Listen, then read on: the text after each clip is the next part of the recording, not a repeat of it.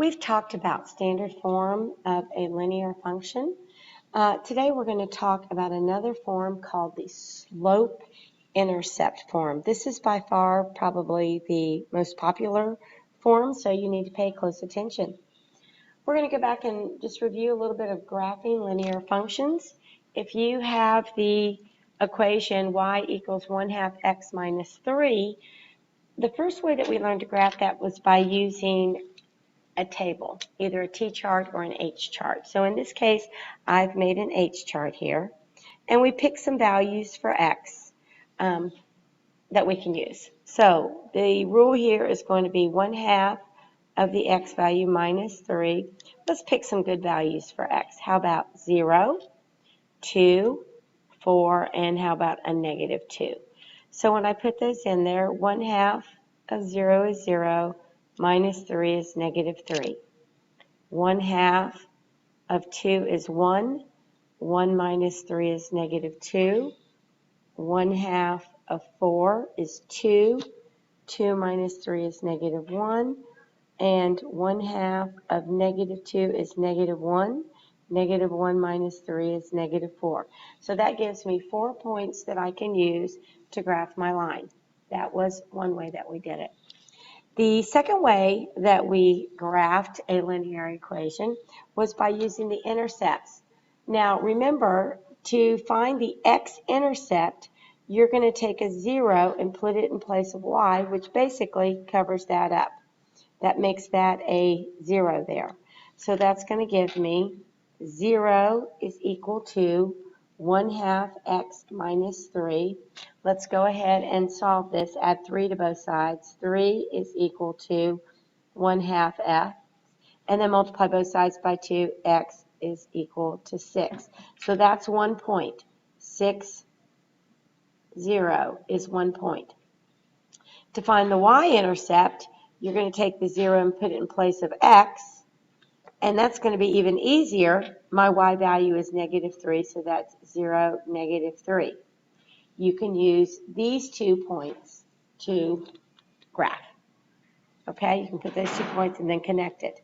We're going to talk about starting with a point and then applying a slope to it. If you know any point on the line, you can actually begin at that point. And then your slope tells you your movement, so you can begin at any point on the line. So if it tells you that the line goes through point, let's just pick one here, 4, negative 1. So I know that that's 1 point on the line, okay? And then if I know what the slope is, that's going to give me my rise over run value. Now, let me show you something. What I would like for us to do is I would like for you to graph this line. Use any of these that you want, okay? So we're going to graph that. So when I graph those, this is what it looks like right here, okay? And I can make that line. Now, that's going to be the exact same line that I would have gotten if I had used the intercepts. My intercepts were 0, negative 3, and 6, 0. So that would have been the same line, okay? From this line, I want 2 pieces of information. I want the y-intercept, which is right there at negative 3. So y-intercept is negative 3. And I want the slope. So we can do the little Pac-Man move. I can go up 1, right 2 to get from this point to this point. Or I can go up 2, right 1, 2, 3, 4. So 2 over 4 is 1/2. Or I can go up 1, 2, 3, right 1, 2, 3, 4, 5, 6.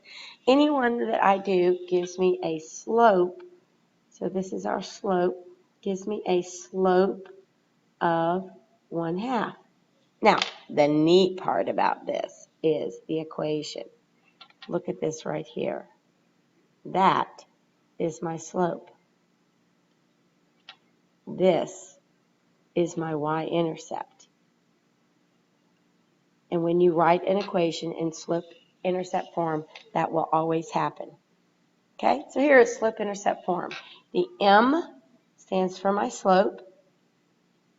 The V is my y-intercept. Okay, you'll notice that this is a plus sign, so I always make sure that when I write the equation that I make it a plus sign. So if it's a minus sign, I make it plus the opposite, so I know that my y-intercept is negative. Okay, I'm asking you to do two things here. I'm asking you to write an equation in slope-intercept form from the given information, and I'm asking you to graph it. Okay? So to write my equation, I'm going to start with y equals mx plus b, and I'm simply going to replace. I'm going to take the m out, and I am going to put the 3 in its place. I'm going to take the b out, and I'm going to put the 2 in its place. This tells me where I begin my graph on the y-axis. So I begin at 2, which is right here. And then this tells me how I am going to move from one point to the next. So since this is rise over run, I make this a fraction. This tells me go up 3, go to the right 1. So up 3, 1, 2, 3, right 1. Up 3, 1, 2, 3, right 1. That gives me a good feeling of a line. If I run out of space, which I have here, you can take this and reverse the movement. You can go down 3 and to the left 1. So that would be 1, 2, 3, left 1, 1, 2, 3, left 1, and you will see that it still falls all on the same line. Okay? Now, we're going to do a couple of these, and I would suggest that maybe you pause before each one, try to do it yourself, and then go from there. Okay, so I'm going to ask you to write the equation in slope-intercept form, and then I'm going to ask you to graph it. So, again, we're going to start with y is equal to mx plus b.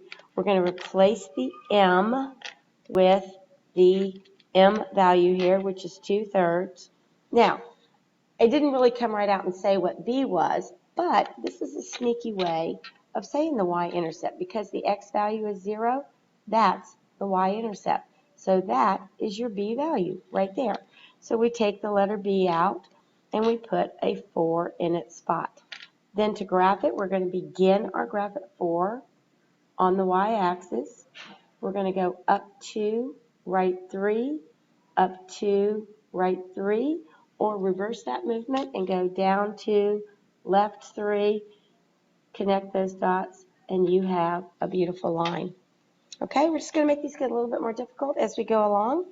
You have a slope of 0 and a y-intercept of 5. So again, it's going to be y is equal to mx plus b. That yellow is hard to see. We're going to take the m out and put the 0 in its spot. We're going to take the b out and put the 5 in its spot. Now, what's 0 times x? That's gone. So really and truly, this equation is y is equal to 5. Since this has a slope of 0, we know that this should be a horizontal line. So go to 5, 1, 2, 3, 4, 5, and draw your horizontal line. This one is just a little bit harder. So again, see if you can figure it out before I tell you how to do it. You need to find the slope. I didn't give you the slope. So you need to find the slope. Remember, your slope is y2 minus y1, x2 minus x1. So in this case, it's going to be 6 minus 3 over 5 minus 2, which is going to give you 3 over 3, which is 1. Okay? You can take either one of these points and start there, like 1, 2, 1, 2, 3. You can go up 1, right 1, up 1, right 1. 5, 6, 1, 2, 3, 4, 5, 1, 2, 3, 4, 5, 6. Okay? From this, I can figure out my y-intercept, can't you? I say that my y-intercept is right there at 1. So the equation for this is going to be y is equal to, what was my slope? 1x plus, and what's my y-intercept? 1. Okay? The last question is, how can I take an equation in standard form and turn it into slope-intercept form? Well, just move things around. Okay? Just move things around. A little hint here. Solve for y.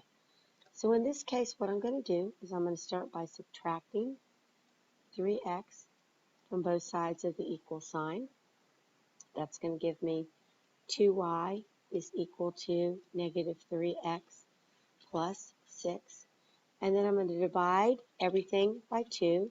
So this term gets divided by 2, this term gets divided by 2, this term gets divided by 2, and I'm left with y is equal to negative 3 halves x plus 3. And there it is, slope-intercept form. You need to know what every single part of this is. You need to know that that is your slope. It represents how you move from one point to the next.